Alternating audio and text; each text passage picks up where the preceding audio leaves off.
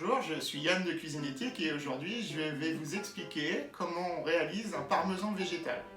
Alors c'est une recette que nous avons interprétée à notre sauce, si je puis dire, et nous allons réaliser aujourd'hui avec quelques ingrédients seulement, et ce qui vous permettra après, par la suite, de l'utiliser soit pour parsemer sur des pâtes, soit pour mettre sur des salades, ou les idées qui vous viendront en tête. Donc pour ce faire, nous allons utiliser des amandes et des graines de tournesol. Alors nous on a choisi ça parce que nous avions des amandes et des graines de tournesol, mais on aurait pu très bien utiliser aussi des noix de macadamia, des noix de cajou, des noix de Grenoble, des noix de pécan, enfin ce que vous avez comme oléagineux. En tout on a pris 100 grammes exactement pour faire cette recette. Pour en faire un petit peu à l'avance, vous verrez, vous aurez une belle quantité à la fin. Et nous les avons mis à tremper dans l'eau. Idéalement, il faudrait le faire la veille. Mais si vous le faites une trentaine de minutes avant de le réaliser, ça fera aussi l'affaire. C'est juste pour les ramollir un petit peu. Et pour les activer. Ensuite, on va utiliser de l'ail. Alors si vous avez une petite gousse d'ail, là on en a une grosse qu'on va séparer. On n'utilisera pas tout parce que sinon ça va trop parfumer. On utilisera également un mélange d'algues, des algues lyophilisées. Comme ceci. Alors c'est pour donner une petite connotation maritime à la recette. Et on utilisera aussi de la levure maltée ou levure de bière. Et du sel et de l'huile d'olive. Du sel fin et l'huile d'olive.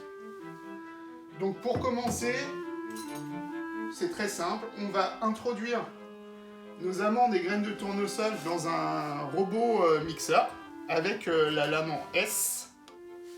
Pour qu'on voit bien, voilà. Alors, on va essayer de retirer un maximum d'eau. On va pas en mettre on va pas mettre la totalité. On les introduit dans le bol du mixeur.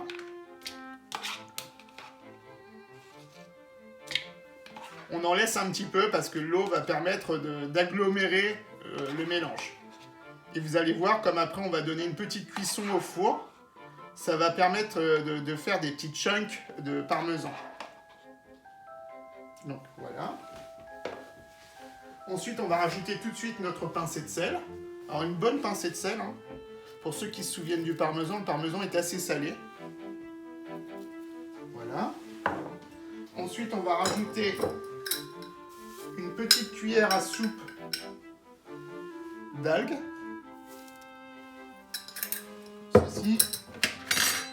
La même quantité en levure maltée. Alors la levure maltée va permettre de donner ce goût fromager que l'on va rechercher dans un parmesan. Un petit peu plus, voilà. Et on va mettre en dernier lieu l'huile d'olive,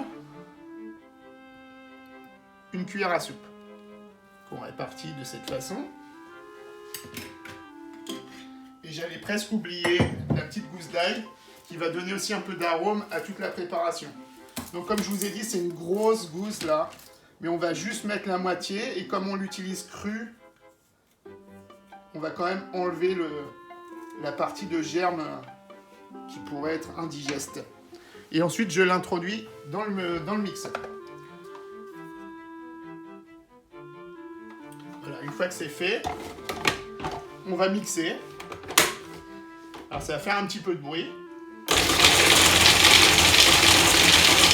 L'idée étant de ne pas obtenir une poudre, mais plutôt comme des amandes hachées, un côté granuleux dans la préparation.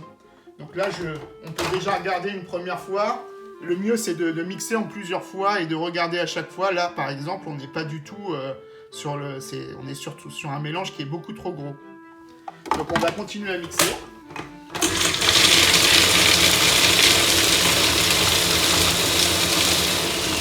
Alors on n'hésite pas pendant le... Là de toute façon on est arrivé quasiment à ce qu'on désirait.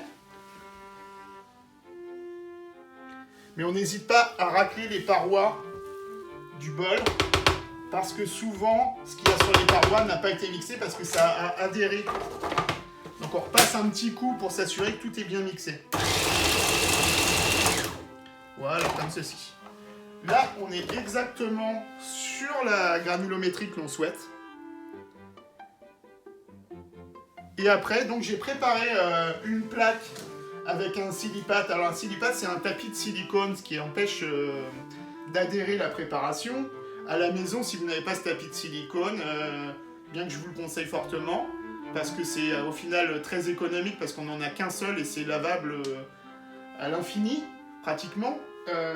Sinon, utilisez du papier cuisson, du papier sulfurisé, pour pouvoir justement étaler la préparation dessus et sur une plaque à pâtisserie ou sur une plaque de four.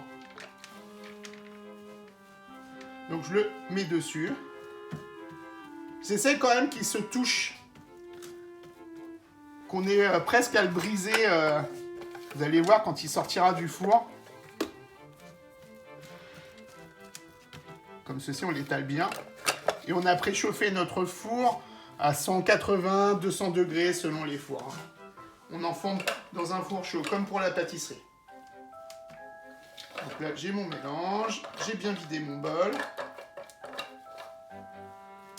Et il nous reste juste l'avant-dernière étape, qui consiste à le placer au four pendant une dizaine de minutes. Là, mon four est chaud. Je le mets à l'intérieur et je le fais.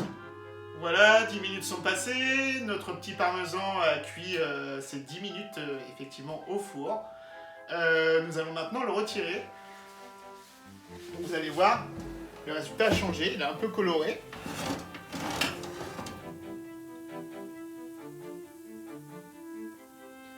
Voilà, je le pose maintenant sur mon plan de travail. Et notre parmesan est terminé. Je vous fais voir. Alors c'est un peu chaud, hein. Je vais prendre avec la maryse. Donc vous voyez, il est assez cassant. Alors attendez qu'il refroidisse à la maison, hein. Ne le touchez pas comme ça. Ce que je pouvais vous suggérer aussi, c'est que cette version de parmesan est réalisable en version crue. On réalisera exactement la recette de la même façon, mis à part que nous n'allons pas le placer au four et nous utiliserons un déshydrateur placé à 35 degrés pendant toute une nuit. Et le lendemain, vous aurez le même résultat, bien sûr, sans la même coloration.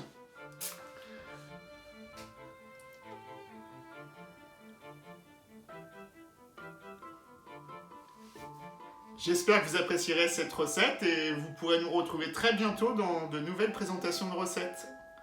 À très bientôt, belle journée!